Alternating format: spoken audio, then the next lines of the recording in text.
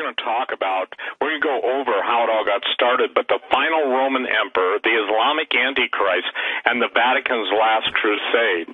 It's fascinating, ladies and gentlemen, that Tom Horn and Chris Putnam were quoted around the world. They were sought out from every major news source in the world. They were accused of having an insider in the Vatican, and what Tom is going to tell you tonight is going to make even the hair on the back of your head stand up, because again, what we're doing is we're seeing prophecy, real prophecy unfold. No one could have argued with Tom Horn, and even to the date that the former Pope stepped down before, when I call it this guy came on the scene, their last entry into the 4-year investigation authors will unveil, and I want to read this because this is cool, because Tom's greatest prediction yet that is going to shake the foundation of the world is incorporated in it. He's going to talk about the weapons of mass destruction that ISIS will use and how it will lead to an apocalypse. Petrus Romanus, Albert Pike, the Islamic State, and the coming Armageddon. Now, here's what's interesting. Does Pope Francis become the destroyer? He certainly has a good shot at it right now. Or will there be another? And what's interesting is the last crusade's agenda is hidden in plain sight. And ladies and gentlemen, we're talking about the prophecy of the Qumran Sibyl or the Muslim Mahdi. I'm sorry, they're not the same, on the Muslim Mahdi. So, Tom, let's run over a little background, because we've got 3 hours, and how this all got started, because this has been a 4-year undertaking on your part. And let's talk about Petrus Romanus first. Okay, Steve. Hey, great to be with you and the Hagmans again on radio. It's such a pleasure. Thank you for inviting me to come on to talk about all of this. And for the people out there listening who are probably right now wondering, well, what happened to Chris Putnam? Because we advertised this in our social media and stuff today.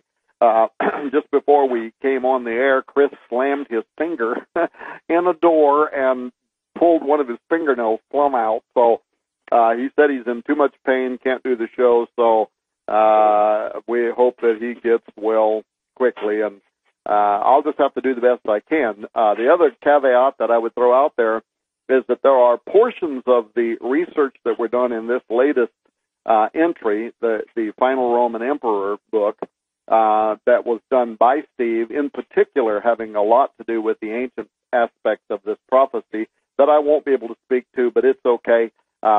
People will be able to get the book in a week from now, and they'll be able to read everything that Chris did, and they'll hear Chris in other programs, I'm sure.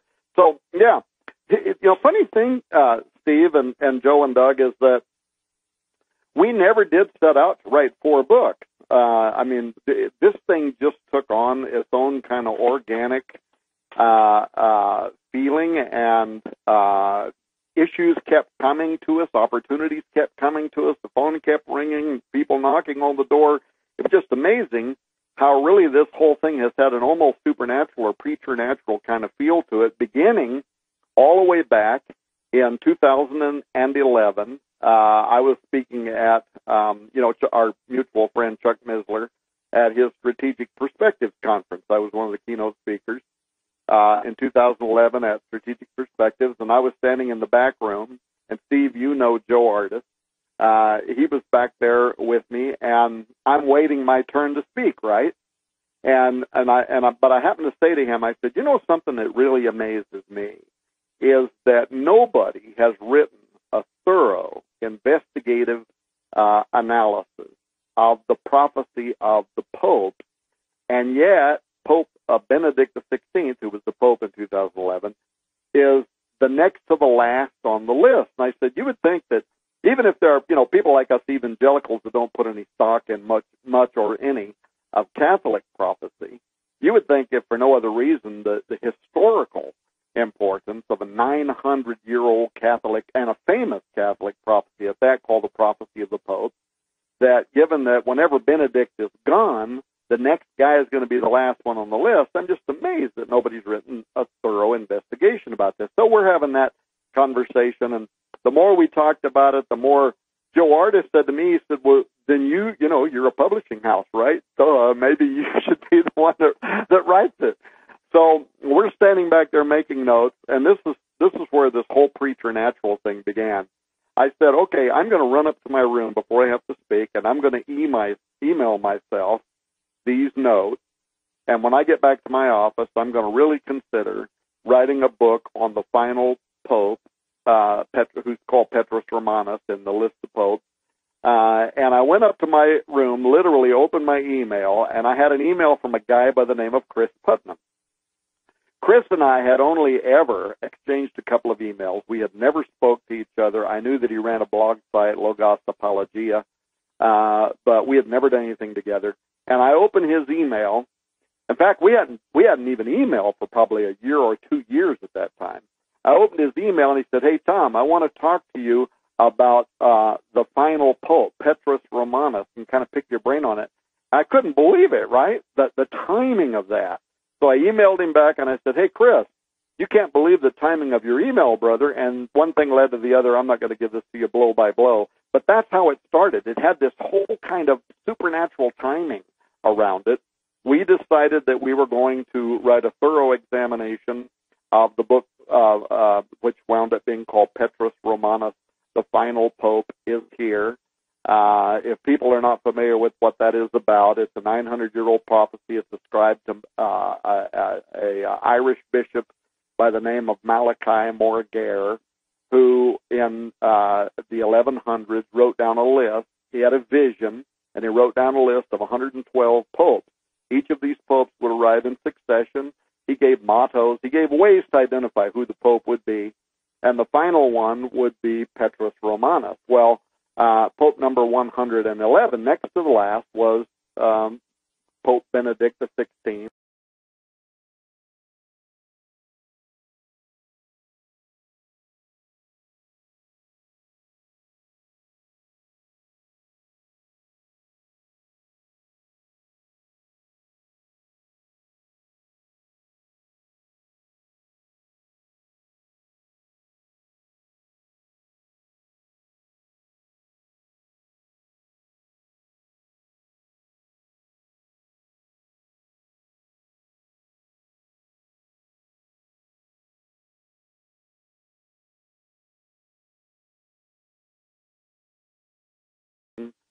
Gloria Olivae, the glory of the olives. He was an Olivetan priest. So in 2011, we write this book. But in the book, in addition to everything else that we did, we speculated that Pope Benedict was going to retire, that he was not going to die in office like popes for almost 600 years have done. It's been kind of, the unspoken protocol. Popes don't resign. They just serve in office until they're dead. And we said this pope is not going to do that. Specifically in the book, Petrus Romanus, a year in advance of his resignation, we said we have reasons to believe that he is going to retire and make way for the final pope. Furthermore, we said we strongly believe, that he is going to do this in April of 2012. Well, we were out there on television. Steve, you and I did radio on this, remember? Absolutely. And saying that this is what we believe is going to happen. We believe that it's important.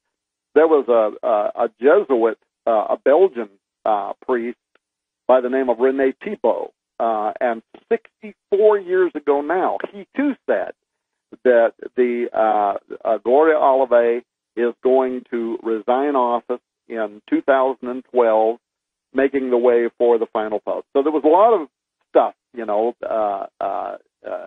investigation. Some of this was metaphysical. Some of it was gut feeling. Some of it was revelation. But here's what happened. 2012 comes and goes, and Pope Benedict doesn't step down publicly. And it's really weird because I was sending emails at that time to Chris Putnam, and I was saying, "Hey, man, it's not over till it's over." And then I would literally say to myself, "What in the world are you talking about? It's not over till it's over. He's still the Pope. He hasn't stepped down. You missed it. You got the date wrong." But then now the world knows that February 28th, 2013, the Vatican announces that Pope Benedict has resigned. And that very same day, they gave an interview with the New York Times. The El Observatorio Romano, the official newspaper of the Vatican, gave an interview with the New York Times in which they admitted that Pope Benedict had actually officially and secretly resigned when he had returned from a trip in March of 2012 and made his resignation official to the Curia, just to a few insider cardinals. Because remember, at that time, how they were having the WikiLeaks and all that, and blabbermouth cardinals out there spilling the beans about everything, so they were really tight-lipped about it. And they started remodeling a building that the nuns had been using for housing that was going to then become housing for the emeritus pope. And so we not only got it right, we got it right to the month and to the year. Well, my phone lit up, Putnam's phone lit up, everybody in the world wanted to talk to us, and as you said a moment ago, Steve, they figured we had an insider at the Vatican, and I laughingly said after the fact that if we would have told them our insider at the Vatican was the Holy Spirit, that really would have freaked them out, right? Yeah, that would have melted down the pontiff. Mm-hmm. But anyway, so everybody everywhere wants to talk to us. I was turning down everything, CNN, History Channel. I told everybody no. Chris went on the History Channel, was part of their Nostradamus thing, and talked about it. But by the way, while we got Doug and Joe Hagman here, Steve, you'll verify that this is true. I've got to the point now where I've told Steve Quayle, I'm not interested in doing radio with anybody anymore. I want to quit doing radio. But I said I will always do radio with Steve Quayle on Hagman and Hagman. Is that true, Steve? That is true, and the sentiment is mine also, outside of the fact. And I say that, listen, this isn't a mutual love fest, but here's the thing, ladies and gentlemen. When God sends two men down, and the engine is the Holy Spirit, and we're on track, we're literally on track, and Tom and I are co-investigating the same subject matter. Obviously, the title of our new DVD series is The Unholy See. When you are through with tonight, you're going to see something that is so strange and what I say, wonderfully laid out of God knowing the end from the beginning. And so, Tom, I thank you for that, but that's my sentiment, too. After 25 years on talk radio and being told this and told that and accused this, by the way, ladies and gentlemen, I shared this with Tom. I think it was 23 or 24 years ago. I'll have to check with Hawk. He remembers just about every one of my shows. I said, you're going to watch Islam and Catholicism merge. You're also going to watch the greatest war in the Catholic Church. I'm not talking about a war of words. I'm talking a shooting war. You're going to watch that take place. Well, Tom, you know how that went over. You know, I'm crazy. I'm insane. You know, but then you know, and the deal is that there's no way I could have known that any more than you were directed, and Chris was used by the Lord. You guys are doing the same thing at the same time. God gave you that. So we're now at a position, because you know this, everybody basically has been the standard, the 10 hills of Rome, the Holy Roman Empire, and Ben, that's not what you're saying or seeing, or that's not what I'm saying or seeing either. So go ahead and proceed. But I just want you to know that I find it interesting, and I said this to my wife. I said 23 years ago, I was talking about it. Fast forward, and tonight, Tom and I are talking about the fulfillment of that. Now, is that cool or what? Yeah, and hundreds of years ago, the Cumae Sibyl was talking about it, and this Pope and the Vatican today are behaving in a way that they believe it, and they're working to make it happen, which we'll get to in a few minutes. Now, one thing you failed to say, and let me say it, Steve, is that our investigation. People think that because you and I are good friends and we go back for a long time in radio that we talk all the time and we always check with each other about what our and we never do that. We never talk about what our investigations are, what we're working on, and yet time after time, like your new documentary film, is absolutely a parallel to the work that Chris and I have been doing in secrecy for the last year on the final Roman emperor.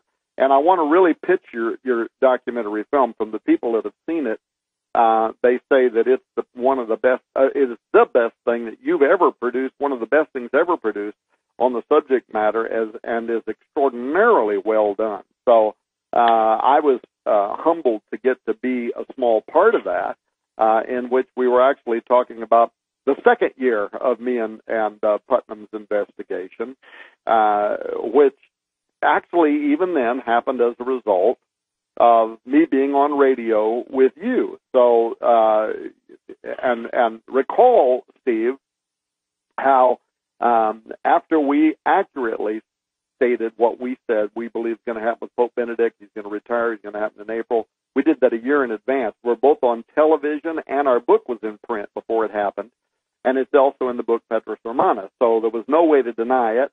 Everybody had to say, wow, you guys are fabulous guessers, right? But so now we're out there doing radio with you. The whole world wants to ask us about that. But if you recall, in 2011 and early 2012, there was another thing that was going on with the Vatican, and that is it had its top astronomers out there talking about astrobiology. And specifically, they were saying some very loaded things. They were saying it's more likely than not that advanced extraterrestrial intelligence exists elsewhere in the universe. Furthermore, Gabriel Jose Funes, who was the head of the Vatican Observatory Research Group at that time and a top Catholic for the Vatican, he was out there saying, I would baptize the aliens into the Catholic faith if they were to visit the Earth. Guy Consolmagno, who at that time was the Pope's personal astronomer and has since taken Jose Funes' place as the head of the Vatican Observatory Research Group, he too was saying we would baptize aliens into the Catholic faith. But then suddenly something started changing, and this was why people started calling the shows we were doing, Steve. They started saying not only would it not be against Catholic faith to believe in extraterrestrial intelligence, but they said actually the heresy would be not to believe in advanced extraterrestrial intelligence because that would put limits on God's creative ability. And then from there, they ratcheted it up to an even more mysterious place where they started saying, and furthermore, there is a point in the near future,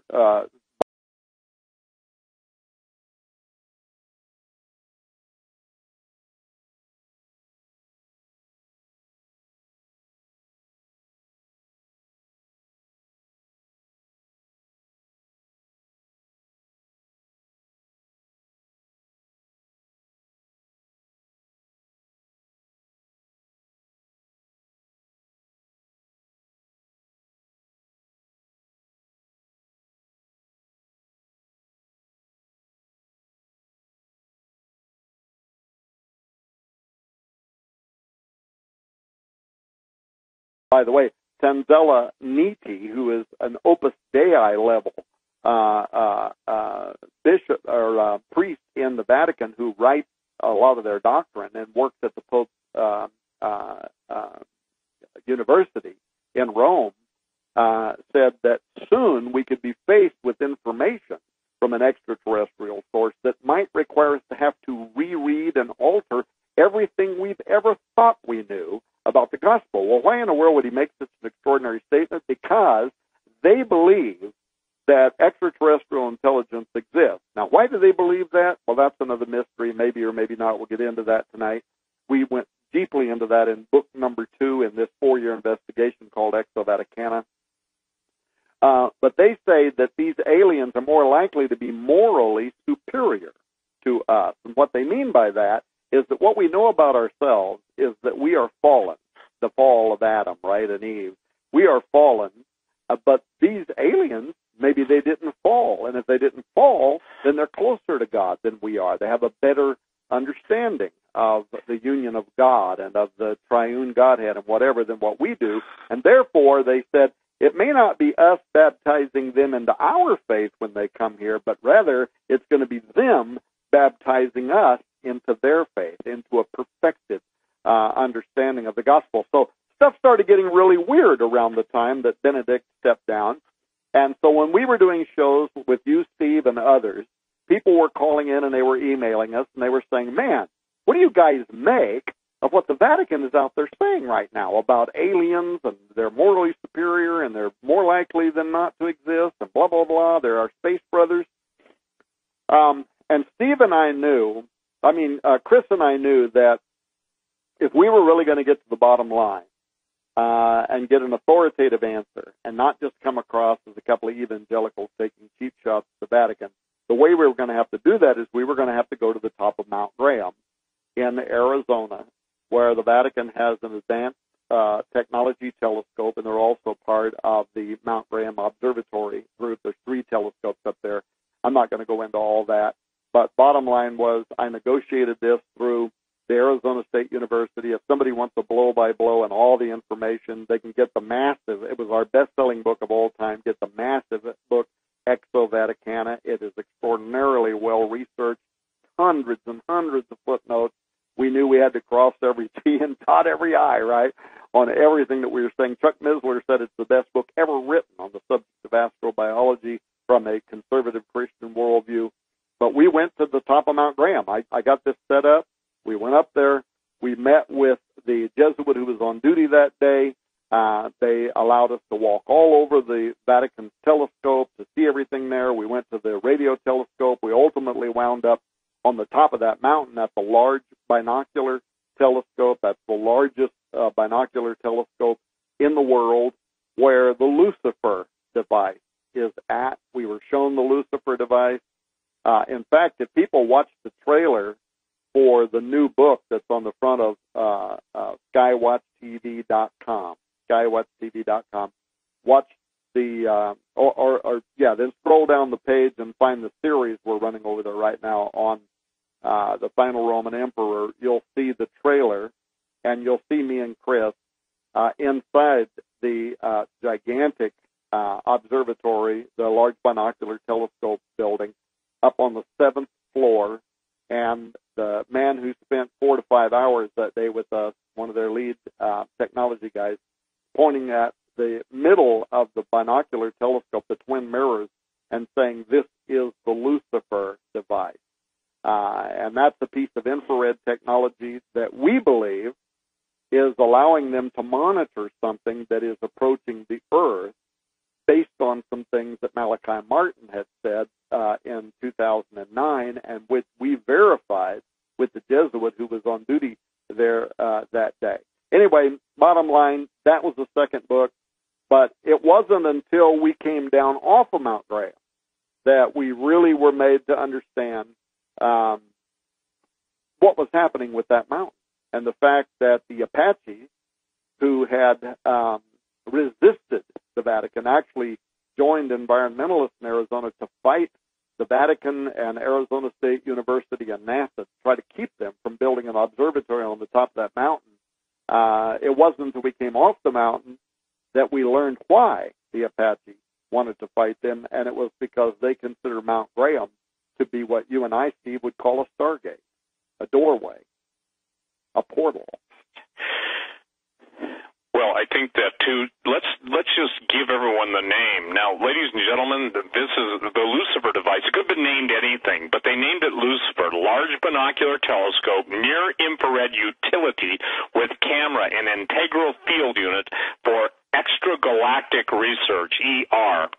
And what's fascinating to me, Tom, that when you guys found this out is we were able to corroborate a secret meeting there on Mount Graham where the Pope, never announced, went to that area to have a meeting, okay? That was interesting. Tim and, good night, the film team are in Rome, and that little tidbit is thrown out there. And obviously you had confirmation when you were sitting at the restaurant, did you not? So here's the thing. If it's a Stargate, now here's something that I want people to understand that's really, really critical at this point, that we just had the Pope return from Antarctica. We had the entity in the White House, and we had Kirill, the Russian Orthodox Church head, all in Antarctica, Patagonia. And what's fascinating, Tom, is in the special operations community, I was informed by somebody who's really well connected, that they're literally watching anomalous openings and gates powering up, okay? That's what Greg Evenson said on this show. And his source was multi-star or a single star. When you're dealing with generals, his sources, I would tell you this, are impeccable. As a matter of fact, after we broke that news, with Greg Evenson broke it on Hagman and Hagman, the two of the mouthpieces that are telling Greg what's going on really wanted people to understand that this is no BS. They actually used a different word, and that the quote unquote the gates are opening. So when you first told people on this radio show that Hagman and Hagman about Childhood's End by Arthur C. Clarke, and it came on the television series, I think it's on Netflix, you blew my mind away. I had never read that, but what the aliens portrayed, the way they were portrayed, fits the description of the Vatican astronomers and also a multi-star general who drew it out. Very talented. I mean, amazing artist. What's the chance of those three things happening? So the Pope has a secret meeting. You're dealing with the stargates. The Native Americans know it's a stargate. They name their telescope a binocular telescope, and isn't it fascinating? It's a bino telescope. I am absolutely blown away by what corollary confirmation, there you go, by the Spirit of the living God is doing. Now, people, this is real stuff. This isn't Tom and Steve just having passed some mushrooms. By the way, I'm in Montana right now, and Tom is in Missouri. So, you've got to understand this. This is such this is such a God in his love for his creation opening up all this stuff. And Tom, I was blown away at what your unfettered access there. Do you want to go into what that guy told you in the restaurant? Yeah, well, it wasn't a restaurant. Yeah. What had happened was we met.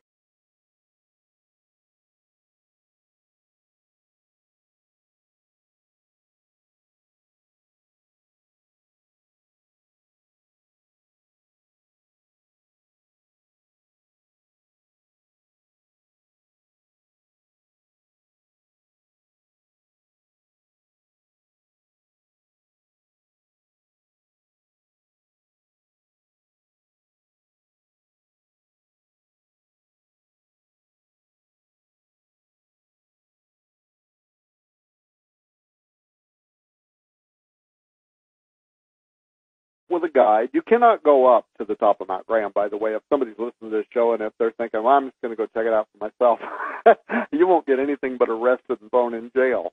You cannot go to the top of Mount Graham unless you work this out through Arizona State University like we did, and you have to be taken up there by a guide that works for the observatory. That's the only way you get up there. If you go up, two-thirds of the way up the mountain, you run into these giant fences. They're really high. You can't climb over them. They got barbed or razor wire around the top of them. 2 or 3 signs in all kinds of languages, Spanish, Chinese, whatever, American, talking about all the horrible things they're going to do to you if you go over the top of that gate. So you can't get up there unless you're invited. Well, what happens is the road is really windy, a lot of switchbacks, and I had taken some stuff to help me with that at the base of the hill. Joe Artist didn't, and Chris Putnam didn't, and halfway up the hill they were sure wishing they would have. But about 2/3 of the way up the mountain, there's a campground that was built during Roosevelt's New Deal, when they were creating jobs, basically, for people that were survivors of the Great Depression. And so he said, we're going to stop here, we're going to have lunch, and then from here we'll go on up the mountain. So we go inside there, and there's a guy, he's the caretaker of the lodge, if you will, and he's got a fire going, and he's sitting there mixing some wood up in the fire, and it's all crackling. So we get our sandwiches, and I go over and I sit down by him, and he starts asking me what we're doing. And I was not trying to give him very much information. Well, we're going up to Mount Graham, we're going up to the top of the mountain, to the observatory up there, and blah, blah, blah. And Chris was sitting there next to me, and Joe. And all of a sudden, the guy that's stirring the fire, you can tell he's been around a long time, one of those old dudes that has seen a lot, right? And he looks at me and he said, why are you going up there? And so we give him a little bit of information. We're not trying to tell him what we're doing. And he said, it wouldn't have nothing to do with the Pope's visit, would it? And we're looking at him like, what in the world are you talking about, right? And I said, what do you mean? And he said, the Pope. He said he come down there in a helicopter the other day and had this visit. And so he's just telling us. So what was funny is we didn't even include that information in the book, and we didn't talk about it publicly, and therefore that was another one of those things where when Timothy Alberino is at the Vatican, and he got, I don't know how much I can say about this, he got behind the door. Yeah, you can say whatever you want about it because it's in the new, documentary, and we're not. Well, giving some of it is. Yeah, I mean, what he was able, he got connected to the right people, and what Timothy was able to do. I mean, he got into the Jesuit headquarters. Now that there again, this is not just you don't just drive to Rome and say I want to visit with the Jesuit leadership, but he got inside, and so what was ironic was in there he learned about the Pope's visit to Mount Graham. Well, Timothy didn't know what this guy on the mountain had told us, and Joe and Chris do and can verify the story that I'm telling you. So there again, that was like out of the mouth of two witnesses, right? It was a verification. What in the world is the Pope doing flying to the top of Mount Graham, right, to visit with them there about whatever's going on? Well, then Timothy's, authorities that are able to get him past the guards into the Jesuit headquarters at the Vatican, he asked them, he says, really? And he's listening to some of the stuff they're saying, and he says, have you ever read the book by Chris Putnam and Tom Horn, Exo Vaticana? Well, they said they had never even heard of it, but they're telling him everything that we had confirmed and the fact that they are monitoring something from the top of Mount Graham that is approaching the Earth using the Lucifer device, everything the Jesuit on duty there that day had told us. But then maybe I shouldn't say anything about the Stargate, what the guy takes. Yeah, I won't say anything about it. People need to get the new documentary. I'm not even sure if it's in the documentary where they went from there, because some of that stuff is really highly guarded, and Timothy was telling me that, there's parts of that he can't talk about. But bottom line is, Steve, it all verifies exactly what you're saying. This Stargate technology is something very real. When we went to Mount Graham, one of the questions that I asked the Jesuit who was on duty that day, and Guy Consolmagno, who we had hoped to meet there that day, was not there. So I contacted him from Rome, and the head of the Vatican Observatory Research Group, who is on tour right now, going around the world with his new book, and his seminar is titled "Would You Baptize an Alien?" So they keep talking about this stuff. He gave me 5 interviews via the internet from Rome. So we were able to get to really the authoritative voices on all this. But it all goes back to our old friend Malachi Martin. When Malachi was asked in 2009 by Coast to Coast AM, Art Bell, and he said, Father, why did the Vatican force themselves onto the top of a mountain in southeastern Arizona to build an observatory, and what are they doing up there? And people can go and YouTube this and listen to Malachi's answer. He said it's because they know at the highest levels of Vatican governance and jurisprudence what is approaching the earth, and that it will be of the utmost importance in coming years. And Malachi, that ignited a firestorm, but he suggested that it would be within a decade or so when he thought whatever this was that is approaching the earth would become very, very important. And about 10 years to the date, after that, what happened? 2009, the Vatican. So this is 2 years before we write the book Petrus Romanus. The Vatican convenes a study week on astrobiology at the Pope's summer residence in Gondolfo, Italy. So they invite all these people to come to Italy, to Rome, and it's something like, I forget how many, by the way, 40 or 50, whatever it is, top astronomers, geologists, theologians. But what are they doing? They come together to study one thing, and that is, what will the impact on the earth's religions be given the disclosure or the discovery of advanced extraterrestrial intelligence? Almost 10 years to the day, right when Malachi said this is going to start becoming important. 90 days after that, the Royal Society, so now we're talking about the oldest scientific body in the world They come together to celebrate their 350-year anniversary. And of all things that they could pick, what do they pick? People can Google this and read it. They pick a subject matter called alien detection and the implications for society.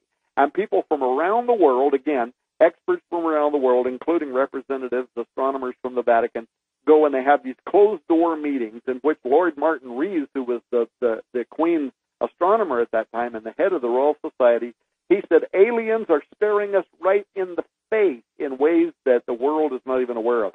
And they talked about extraordinary evidence of this and that. And so, by the way, at the time, because we couldn't get behind those closed doors, I assembled my own gathering of 20 of the world's leading experts to talk about what do you think it is they're talking about behind closed doors.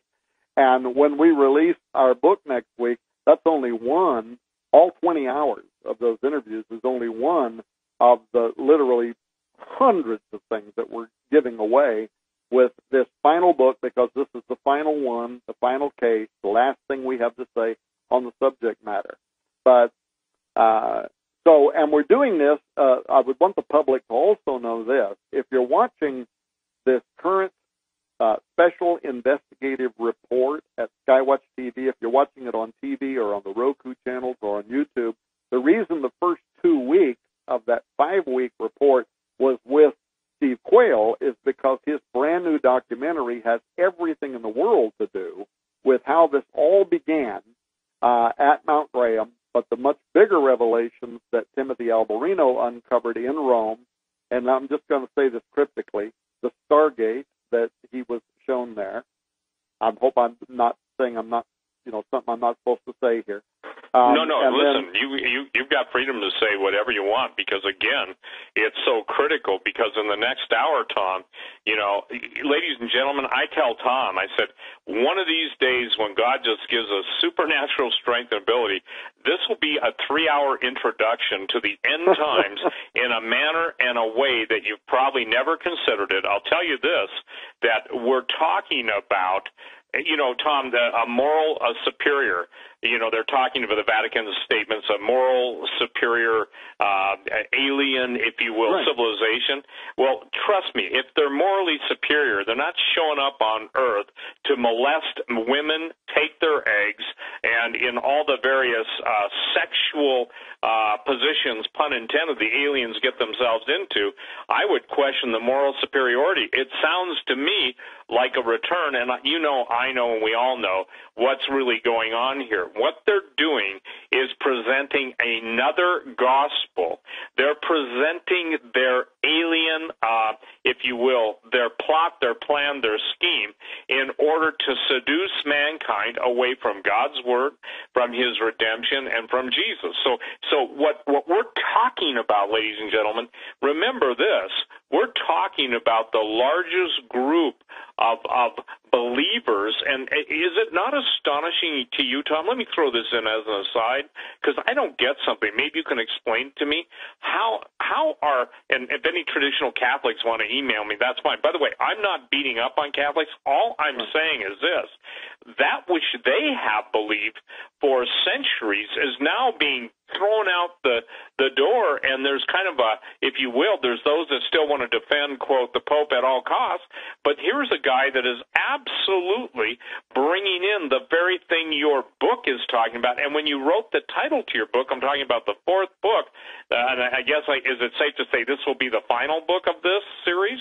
It is the final book of this series. Okay, but how strange today. You saw this story, the Pope and an imam have a special meeting, okay? And the deal is the Pope has done everything to be the ultimate ecumenicist and also to basically challenge the divinity of Jesus, the position of Jesus Christ, and basically I have yet to hear him make one biblical statement that he doesn't twist against the original intention of the Scripture. Saying that, my question to you, Tom, how many of